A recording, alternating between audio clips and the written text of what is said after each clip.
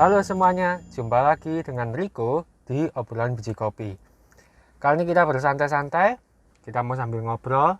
eh Yaitu kira-kira ada nggak Pak menurut Bapak resep kita itu untuk menjadi kaya, memiliki money. Nah, Oke, kira-kira apa sukses. ini Pak? Iya, Ya, oke. resep kita untuk menjadi sukses itu. Jadi kaya. Jadi kaya. Semua orang memiliki peluang untuk kaya sebetulnya. Ya, Tinggal dia mau nggak atau enggak. ya betul. Nah, kuncinya sebetulnya cuma mental sih. Mental. Masalah mental aja. Kalau kita lihat orang-orang yang sukses hari ini, orang yang kaya, rata-rata kalau dikelompokkan kategorinya tuh mirip-mirip. Mereka Oke. punya sikap mental yang mirip-mirip seluruh dunia. Mereka bisa memaksimalkan waktu, ya, suka belajar, kemudian juga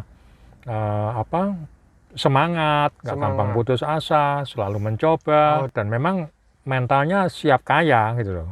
Berani melakukan risiko-risiko untuk mencapai kesuksesan. Dalam hal ini sukses yang benar loh ya. Jadi kalau Papa bilang apa resepnya? Apakah orang yang lahir di keluarga kaya, kemudian anaknya juga kaya? Enggak selalu. Bahkan mungkin lebih banyak mereka yang sukses hari ini adalah lahir di keluarga yang tidak berkecukupan atau miskin. Kenapa ya? Karena terbukti kalau mereka hidup kekurangan biasanya daya juangnya lebih kuat. Biasanya seperti itu. Tapi enggak selalu sih. Ada orang yang memang mentalnya memang pecundang, mental orang kaya, kalah. Jadi walaupun sudah dikasih cara, dibantu, segala macam, ya tetap aja dia enggak, memang apa ya, nggak punya sifat, nggak punya karakter untuk sukses. Pernah dengar nggak ceritanya ini, perempuan penjual ikan asin? oh yang Pak pernah cerita itu ya? Ya, nah Nah, ini singkat aja gini.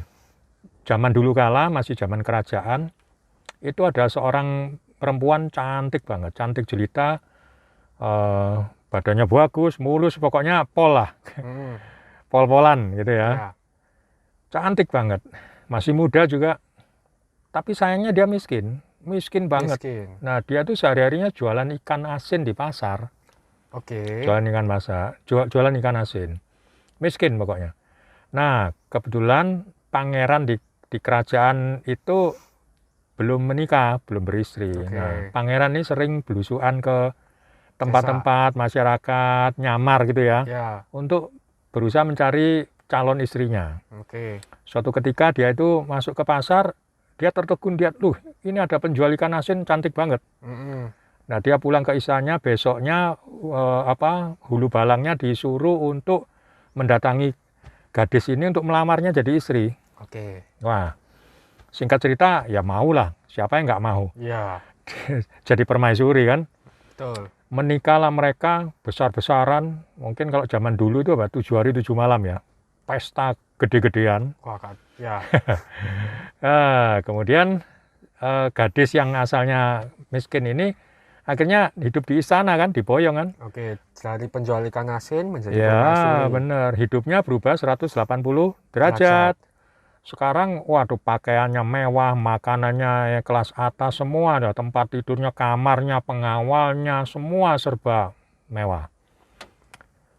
Harusnya kalau kita normalnya kalau lihat ini pasti pasti merupakan pernikahan bahagia kan? Ya, Kalau di cerita-ceritanya apa itu Walt Disney. Disney, Happy ending. happy ending kan? Ya, Tapi enggak ternyata. kok bisa gitu? Nah ini 3 bulan kemudian si perempuan ini minta cerai. Oh, Dia menghadap ke suaminya, Baginda, hamba mohon maaf minta cerai. Lo kan otomatis suaminya bingung kan, nah, kaget. alasannya kenapa? Kenapa? Ya dia Apa? tanya, lo kenapa Adinda? Lo zaman dulu kan manggilnya Adinda. Ya, ya, ya, ya. Adindaku yang ku sayangi. Kenapa? Apakah aku kurang sayang? Apakah perhiasan yang aku kasih itu kurang mahal? Apakah gaun yang aku berikan kurang mewah? Apakah pengawalmu ada yang kurang ajar?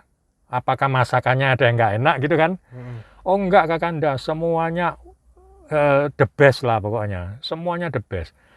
Cuman aku nggak tahan hidup seperti ini loh. Kok bisa? Iya, Kakanda. Dulu waktu aku masih miskin, aku kalau mau tidur kan langsung tidur aja, nggak perlu cuci kaki. Mau tidur di tumpukan ikan asin, mau tidur di lantai, nggak ada yang larang. Sekarang aku harus cuci kaki, harus mandi dulu pakai parfum macam-macam wanginya. Makan Kemudian pun ada aturannya ya. makan harus ada aturannya, nggak boleh kecapan. Kalau dulu kan langsung pakai tangan itu muluk gini, wah kaki di atas kursi juga nggak masalah kan. Sekarang harus teratur, nggak boleh keluar suara dari mulut, harus pakai sendok, garpu, semua serbet, tata makannya diatur. Kemana-mana dikawal. Kalau dulu kan aku mau ngeluyur kemana-mana, ke pasar, kemana, Bebas ya. pulang jam berapapun bisa. Sekarang nggak bisa. Harus cara cara berjalan itu loh diatur, bahkan cara Oke, duduk, oke. cara senyum, cara nyapa tamu, kemudian berpakaian, ya kan.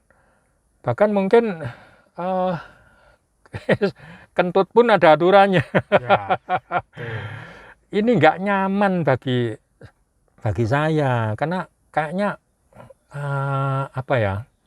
Aku nggak siap, gitu, nggak siap. Mending aku kembali aja ke kehidupan lamaku sebagai penjual ikan asin, karena ya memang saya bisanya di situ, nggak mental saya nggak siap untuk jadi orang kaya, jadi permaisuri. Nah, moral dari cerita ini apa sebetulnya?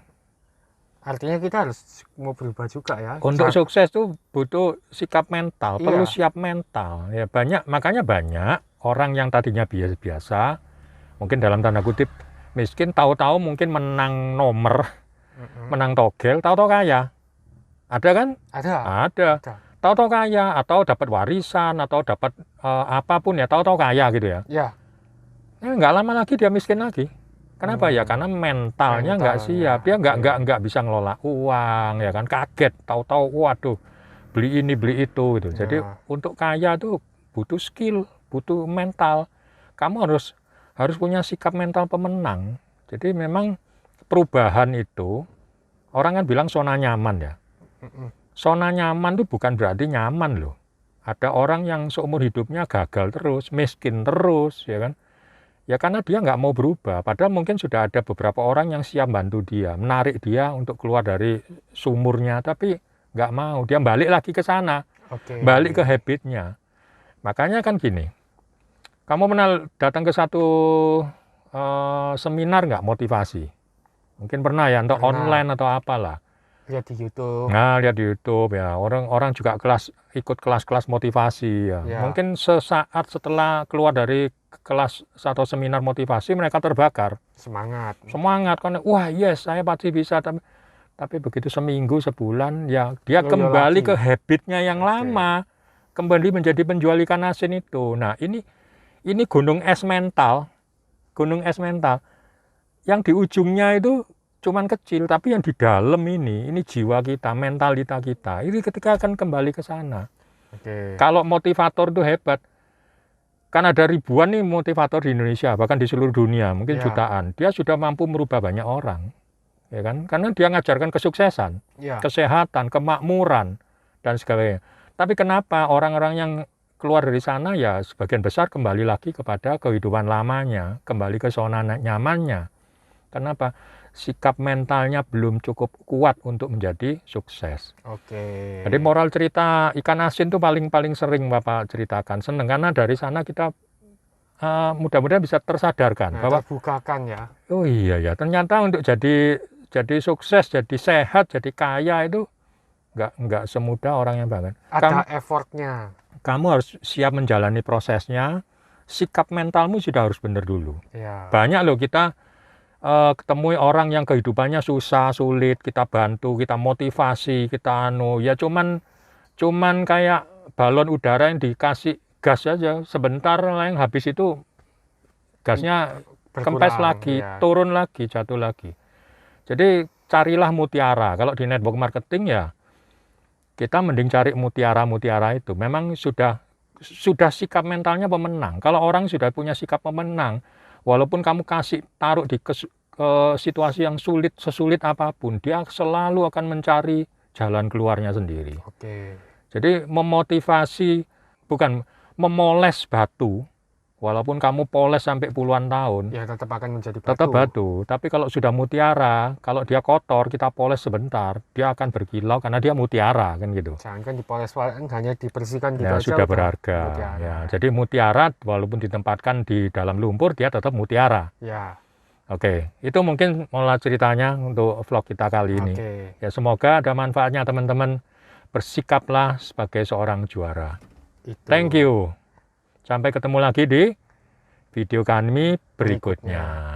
Oke, thank you.